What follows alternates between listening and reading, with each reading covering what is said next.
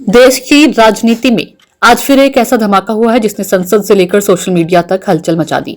कांग्रेस नेता राहुल गांधी की प्रस्तावित जर्मनी यात्रा को लेकर बीजेपी ने अचानक सवालों की बौछार कर दी है और जवाब में प्रियंका गांधी वाड्रा ने ऐसा तीर चलाया कि राजनीतिक तापमान एक बार फिर आसमान छू गया। कहानी शुरू होती है राहुल गांधी की उसी यात्रा से जो 15 से 20 दिसंबर के बीच होने वाली है।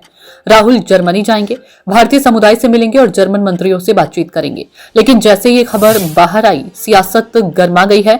बीजेपी ने इसे संसद सत्र के दौरान जिम्मेदारी से पलायन करार दे दिया। बीजेपी प्रवक्ता शहजाद पूनावाला ने एक्स पर तंज कसते हुए लिखा, विदेश नायक फिर वही कर रही हैं जो सबसे अच्छा करती हैं। विदेश जा रही हैं। सत्र 19 दिसंबर तक है, लेकिन राहुल 15 से ही उड़ान भर देंगे।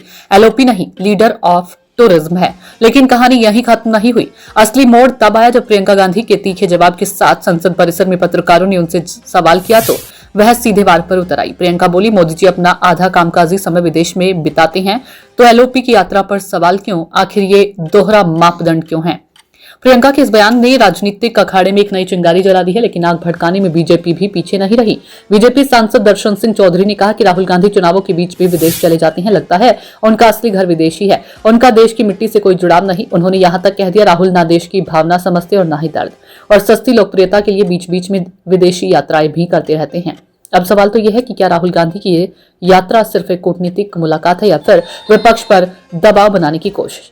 क्या प्रियंका का पलटवार बीजेपी पर भारी पड़ेगा या बीजेपी का लीडर ऑफ टूरिज्म वाला हमला जनता की सोच बदल देगा?